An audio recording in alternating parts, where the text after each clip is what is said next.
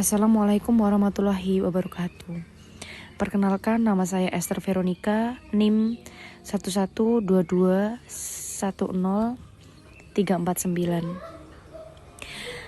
Di sini saya akan mempresentasikan apa itu penganggaran biaya tak langsung.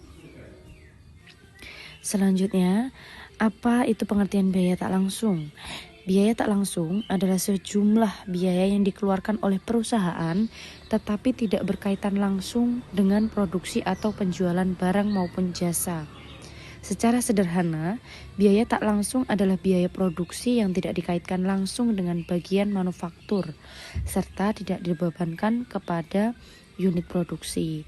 Contohnya, termasuk biaya sewa tempat pabrik atau gaji yang diberikan kepada penjaga keamanan di tempat itu. Selanjutnya, jenis-jenis biaya tak langsung. 1. Biaya overhead pabrik. Biaya ini terkait dengan operasional pabrik, tetapi tidak secara langsung terhubung dengan produksi barang. Contohnya termasuk biaya listrik, perawatan mesin, dan gaji staf administrasi di pabrik. Kedua, ada biaya administrasi dan umum.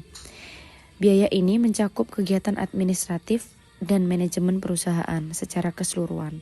Contohnya adalah gaji karyawan, biaya kantor, dan asuransi. Yang ketiga ada biaya pemasaran.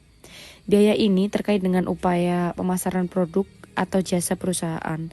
Contohnya meliputi iklan, promosi, dan gaji staf pemasaran. Yang terakhir yaitu ada biaya penelitian dan pengembangan. Biaya ini terkait dengan riset dan pengembangan produk baru atau peningkatan produk yang sudah ada. Contohnya gaji tim penelitian dan biaya bahan untuk eksperimen. Lanjut, apa pentingnya penganggaran biaya tak langsung? 1.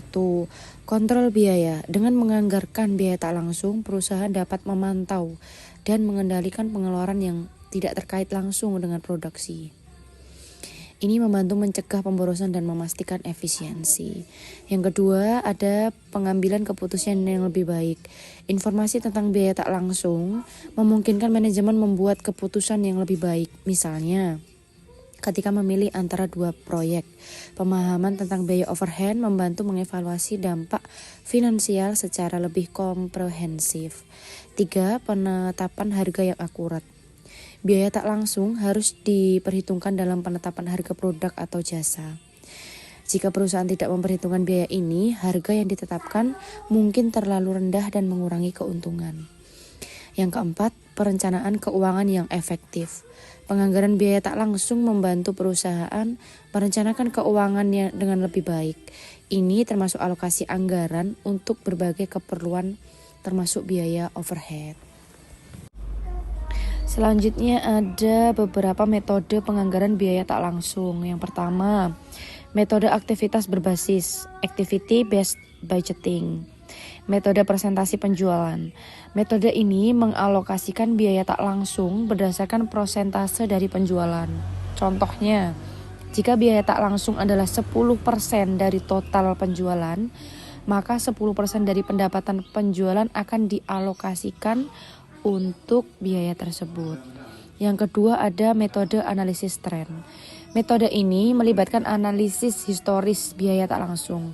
Perusahaan memeriksa tren biaya selama beberapa periode dan menggunakan data ini untuk mengestimasi biaya tak langsung di masa depan. Yang ketiga ada metode aktivitas berbasis. Metode ini menggunakan biaya tak langsung dengan aktivitas spesifik dalam perusahaan. Misalnya, biaya administrasi dialokasikan berdasarkan aktivitas administratif yang sebenarnya terjadi. Terakhir ada metode non berbasis, zero based budgeting. Dalam metode ini, setiap biaya tak langsung dievaluasi dari awal. Manajemen mempertimbangkan setiap pengeluaran tanpa memperhatikan anggaran sebelumnya. Dan ini sangat membantu mengidentifikasi area di mana pengeluaran dapat dikurangi atau bisa dihilangkan. Terakhir kita ke studi kasus. Kita mengambil dari PT Teguh Karya Graharta. untuk anggaran. Buatlah tabel yang merincikan anggaran awal untuk setiap kategori biaya.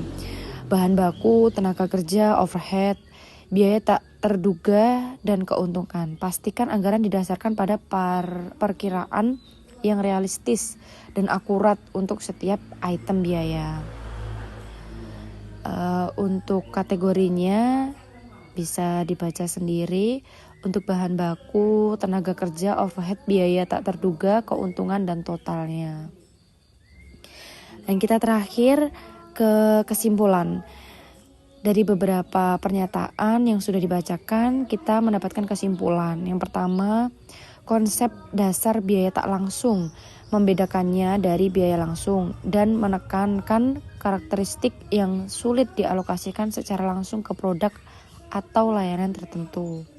Kedua, berbagai kategori biaya tak langsung yang umum ditemui dalam perusahaan memberikan pemahaman tentang cakupan biaya yang perlu dianggarkan. Ketiga, perusahaan perlu melakukan penganggaran biaya tak langsung, termasuk memanfaatkannya untuk kontrol biaya dan pengambilan keputusan.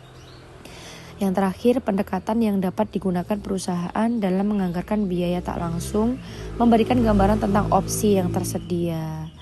Sekian yang dapat saya sampaikan. Apabila ada kurangnya, saya mohon maaf.